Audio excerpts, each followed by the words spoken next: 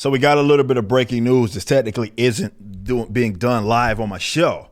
I just wanted to record this, make sure we got this out, because we did kind of discuss it when it got froze, when the actual deal got froze. This GoFundMe was froze, and then they hadn't put out a statement basically saying that, hey, they're looking it over to make sure that there's no violations here.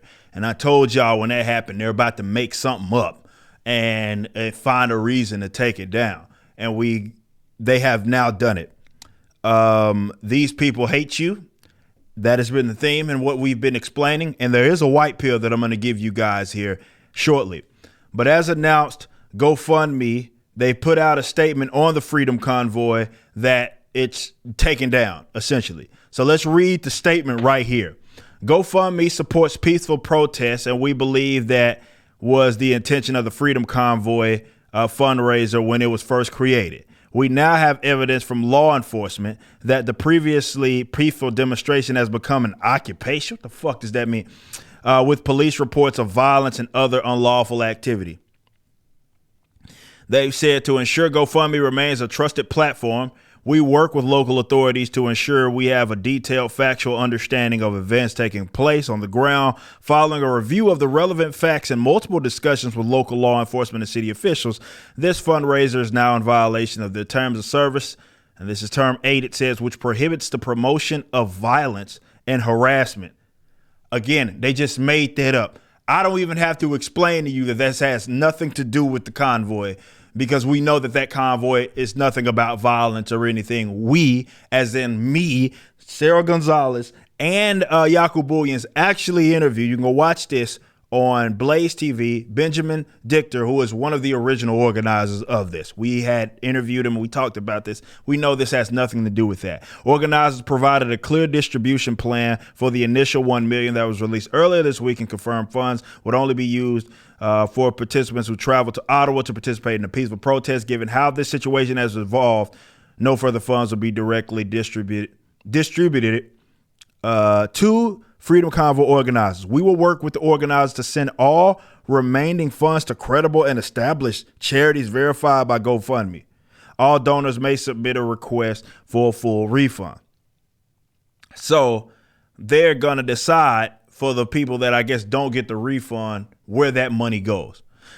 Context matters here. We know GoFundMe had absolutely no problem funding the Summer of Love in 2020. The same groups of folks that were burning fucking cities into the goddamn ground. Okay? They were burning them into the ground. They were using literal violence. You want to talk about illegal activity. They were using this as a means to reason to steal from folks. And all of these folks that were attached, like, we knew violence was stemming from that. Even if you want to use the same exact logic that, well, it started as this way, it's peaceful. We know what it descended into in the Summer of Love, and the GoFundMe had no problem backing that, right? No issues at all. Okay, considering that, this is your white pill. Fuck the fucking company. Don't use GoFundMe. I had previously used GoFundMe. Never again. Now, granted, I hadn't used it since when we used that. That was like 2014 when we had used it. Nonetheless, they have taken their side, as with a lot of mega corporate entities have. And GoFundMe is relatively new of a company as well, considering that it's just one of those first in, best dressed kind of situations. So what I do love that has come from that, like, you have this Give, Send, whatever, Go, I think is the name of that other one. I think it's ran by a bunch of Christians, and they have kind of a platform which they do similar thing. The one thing on the white pill of this all, because this is happening in every single industry, this is something that I've been preaching on my platform for a very long time, and this is something that I think you guys and folks that value liberty can no longer afford to just go kumbaya. We're not going to use their tactics, and just want to see the good in everything and be sort of relaxed on where your money goes. And you will fund your own, not only destruction, but you will directly fund the enemy who depends on your funding. Okay? These companies continue to take sides. And the beauty of all of this is, for example, with the instance I just mentioned, alternatives are propping up. People are looking into those when they previously did not. So you have like the companies growing and like from the ground up, people looking more into Bitcoin and other instances as well in order to fund alternative ways. This is the beauty of it all. And I appreciate that people are using this as a means to show folks that there are other ways to do this. We don't have to continue to fund the people that hate us. Now, in the future, maybe these people start to pivot on all of this. Maybe they do that. I'm not going to say that they are because I really don't know. But maybe they pivot once you start depriving them of every fucking dime that you've given them in the past, relying upon them. It doesn't matter in what industry we're talking about, entertainers, all of this. There are ways to replace these guys, and investors and people that value liberty, that have a lot of money, should reroute their attention to those institutions, right? Because what's going to happen is that we have a parallel economy in that they want to have theirs. Okay, cool.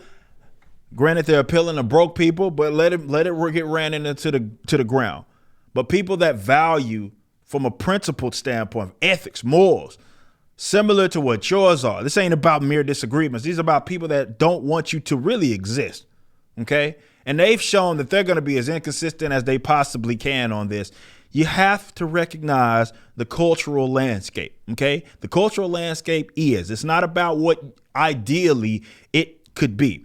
And yes, when we work towards a more free or more prosperous nation, if you will, we won't have to worry about silly stuff like that, because generally the people that are in control of stuff that people use, we know where they're at.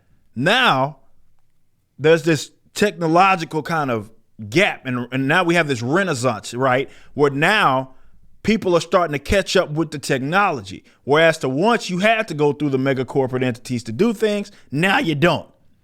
Doesn't mean that the bad actors won't try to stop you, but if you, from the ground up, do what you need to do to ensure that they can't touch you, well,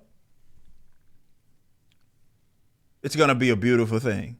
We see it happening in entertainment. You see what we're doing with comic books. You're seeing what other people have done. That's the white pill. There's no reason to be a doom or gloomer. You're like, oh, yeah, it sucks. But that's out of it will rise alternatives. Now, more than ever, you need to route your attention, funding, and all of that to the alternatives. And those alternatives being people that don't hate you. On top of that, creatives in this with these alternatives, stop half-assing your projects.